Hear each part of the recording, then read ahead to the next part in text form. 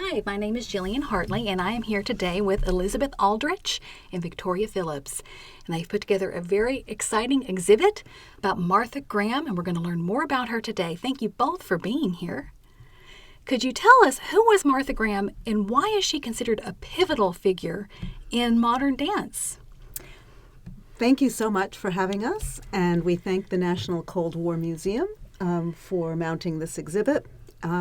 So who was Martha Graham? That's a very good question. I start presentations with that exact same question. What I start with is a picture of the modern dancer, Martha Graham, who was American, and her United States government stamp in her honor, and Andy Warhol, who was famous for painting American icons like Campbell's Soup, and he painted Martha Graham. So although most people don't know who she is today, at one point in time, she was an extremely famous figure. Who was she? She was born in 1894 in Pennsylvania, then went to California, where she became a professional dancer. Her father, who inspired her greatly, said something to her which was, "Movement never lies." And that was really the mantra that took her through her career as a dancer and a choreographer. She was one of the early Americans who developed her own form of what was called modern dance after the abstract modern artists. And the idea behind modernism was to strip a drama or a narrative of central elements. So if you look at a Picasso painting of a woman, you imagine, say, the Mona Lisa, which is an exact painting to the point where you think her eyes move with you. When you look at that painting, it is so highly detailed. Picasso flattens the woman, makes her green, puts one eye on another side to represent what the inner life of that woman might be. So Martha Graham said in dance, we have, say, a ballet like Giselle, where the nobleman falls in love with the poor peasant girl. She falls in love with him. Then along come the nobles. It turns out he's engaged to another noble, and this poor peasant girl has a nervous breakdown and dies. So we have a who, we have a where, we have a why, we have a when, we have a what. Right? So Martha Graham, in her first real modernist work, Lamentation, takes out everything except the what, which is grief. So like Picasso, who used abstraction to show the inner workings of the woman who he sees in a portrait, Martha Graham tried to show the inner workings of what does grief look like, in order to show what it feels like. We don't know. In that dance Lamentation, she's in a tube, and she's sitting on a bench and writhing. We don't know who she is. We don't know why she is clearly lamenting. We don't know where she is. She could be anywhere. The stage is dark. So these narrative elements are stripped from the work to give us an essence, which is grief. She did other works like Diversion of Angel, which on the other end of the spectrum depicts the essence of love through three couples, a woman in white, the purity of love, woman in yellow, the joy of love, the woman in red, the passion of love. So she was a pivotal figure because along with other dancers, Doris Humphrey, Agnes DeMille, Jose Limon, who were Helen Tamiris, who were in that first group, they had a concert in 1930 that launched the American modern dancers, and they became known as the Big Four, but it was really more complicated than that, but we don't need to know about that. That's very detailed, and you've already kind of touched upon her choreography and just the pure emotion that comes from her movement. Can you tell us a little bit about how the historical events and cultural movements of the 20th century influenced her style and her vision? So the cultural movements were quite important. So the European artists who came to the United States and influenced the modern artists from Europe, from Japan, so that was where abstraction came from. The other cultural movement that was very important and informed her work was the idea of the American frontier. And the idea that the pioneering spirit was what made Americans different. So we had our European roots, and because we landed, and this is of course very complicated, but this is a very simplistic version. You know, we all land at Plymouth Rock, and then we move westward. It was this idea of that the westward movement forever changed the kind of the genetic of the European to make them American. This was voiced by a historian named Frederick Jackson Turner in the late 19th century, and as one historian has said, it infused the cultural moment. And we see it still does. The Marlboro Man, Ronald Reagan, right? So this idea of the frontier was also embedded in her work. She said, famously, although she was called the mother of modern dance, the first lady of modern dance, the Picasso of modern dance, you know, she was the icon of modern dance, right? Yeah. So she was called all of those things, but she ironically said, my dance is not modern. I don't do modern dance because modernism is dated. So I do contemporary dance, and she felt that she had to always respond to the cultural moment. And we see that in the exhibit. So she goes from Lamentation and Diversion of Angels, which are these wonderful abstract works. She gets very involved with Freud and Jung, and this idea of the mythic, and that all humans are bound through a universality that is expressed in myths. So she goes through a mythic period in the 1940s. And then by the 1970s, she's at Studio 54, hanging out in discotheques with the fashion designer Halston in these glittery leotards, and involved in New York in what was called Tutmania, and this complete fascination with the Egyptians, which took place because of some exhibits, and then the opening of the Temple of Dendur. So she felt that her work always had to be of the moment, but also, ironically, tap into something universal. So even though the frontier, which inspired her early works with a dance called Frontier in 1935, she was the first person to perform at the White House with this work in 1937 under Roosevelt. But that work was performed and still is performed today because the frontier is an allegory for man's vision, for his creativity. Again, with using his as meaning his, her, they. So she's the same thing with Appalachian Spring, which had a score. It was a collaborative work with Aaron Copland. And he won the Pulitzer Prize for the score. It is known as one of the great American scores. It was originally called Ballet for Martha, which most people don't know. They remember who Aaron Copland is, but most people have forgotten about Martha Graham. But she went on tour, and to this day, it's seen as a dance work that is an allegory for creativity, modernization, for looking out and seeing the impossible become possible.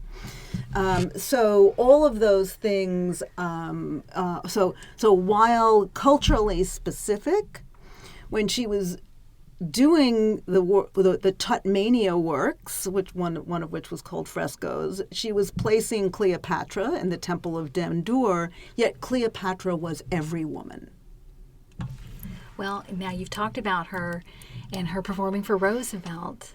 Of course, World War II ends, We start a Cold War. We see a Cold War between the United States and Soviet Union. So tell us a little bit about how that influenced her style. What were some of her personal thoughts and feelings? Just how did that change things for her? So Martha Graham became politically involved in the 1930s, and oddly, her FBI file is missing some pages that referred to her work in support of the communists during the Spanish Civil War. But she performed Frontier for the fundraiser. So she became political in the 1930s, but then became less associated with any particular party and more with ideology, Americanism. And we have to remember that the Communist Party was the Communist Party of the United States of America and very American in those days. She became involved first with Eleanor Roosevelt and then was connected to almost every single first lady from Eleanor Roosevelt through Barbara Bush. Wow. So she always kept a connection to the White House. However, when she went and performed Frontier at the White House in 1937, she had made Frontier in 1935.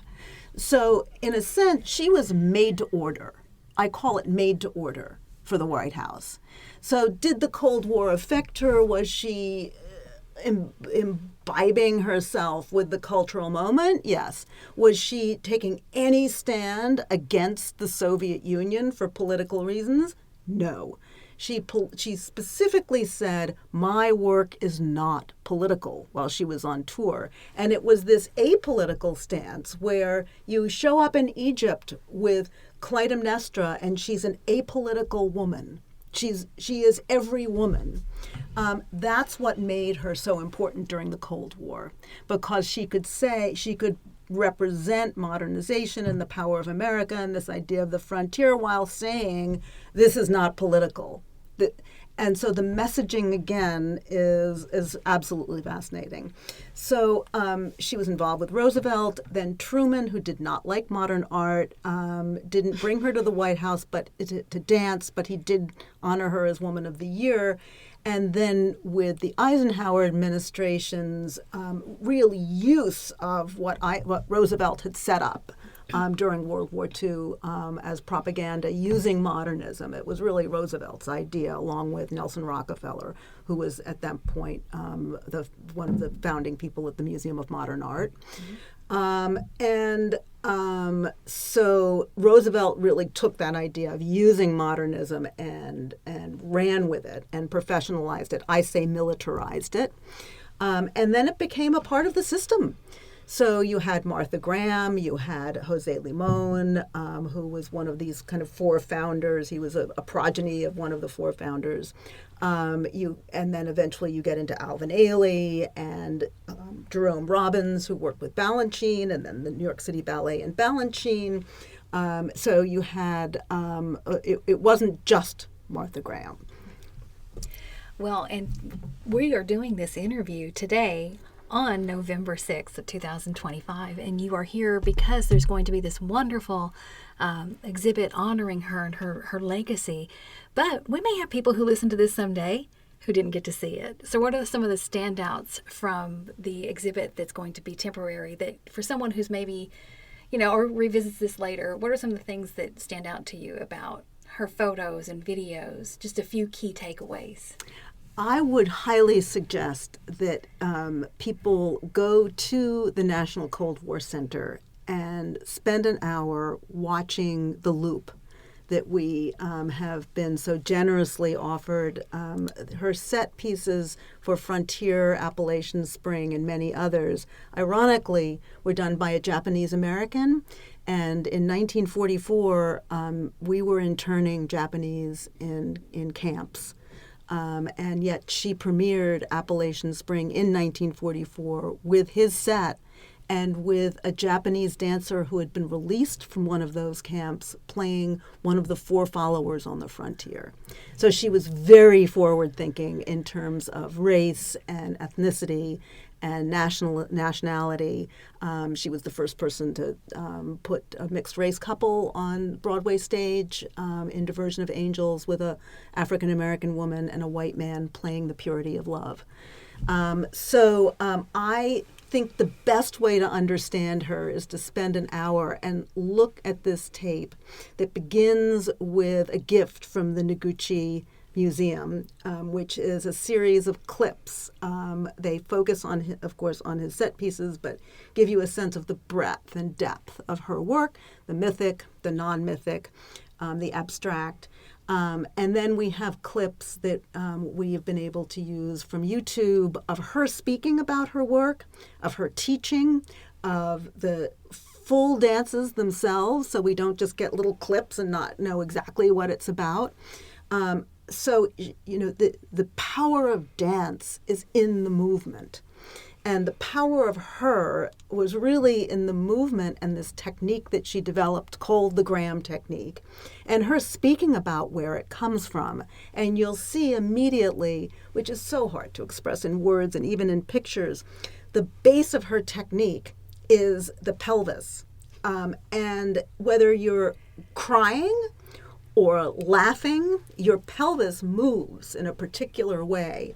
And you were not to do any movement in her classroom or in her technique or in her works unless it started with the pelvis. You can't show that in words or pictures. So I would send people immediately to the films and to see what this is. Well, you two have worked so hard on this. Could you tell us, just as we kind of conclude, a little bit about your backgrounds?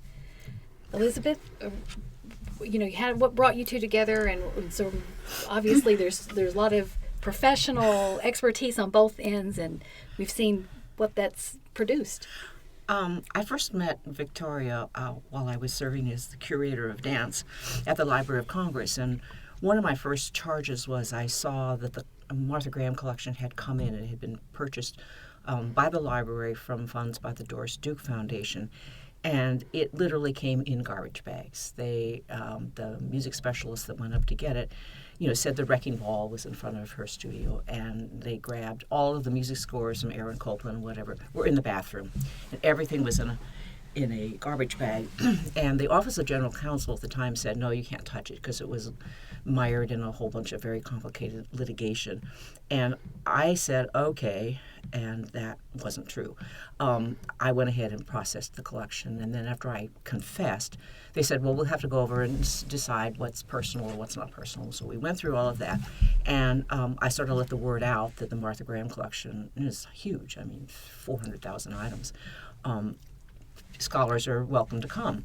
And come knocking at my door came Victoria Phillips, who was working on a Martha Graham project, and I showed her around the collection and helped her, and she told me things I didn't know that were helpful in making the finding aid for the thing. And you were there for a week or 2 weeks maybe. And she went back to New York, where she was living at the time, and I got a letter. I remember the secretary of the music division saying, somebody sent you a letter. Really? And it was from Victoria, and she sent me a thank you note for helping her. And it just reminded me of the days, my grandmother would send me $5 for Christmas, and I'd have to write a note. And nobody had ever thanked me for, I'd done a lot of work, but I was a public servant. I didn't expect to be. And I burst into tears. I was so moved by it. So she became my best friend forever after that. I love it. Anyway, so that's how I met her. And I think my book, Martha Graham's Cold War, is dedicated to Elizabeth. And Elizabeth and I used to go on road trips because Martha Graham saying my work is not political, I don't think she would be, I think she'd be proud of herself, but certainly there are people who are not particularly excited about my bursting that myth, which means that a lot of the documents are missing. So there were key documents that we could find in Berlin archives that could not be found in the U.S. archives, and certainly not in her archives. So there were a lot of road trips. Right. So we started going on road trips together.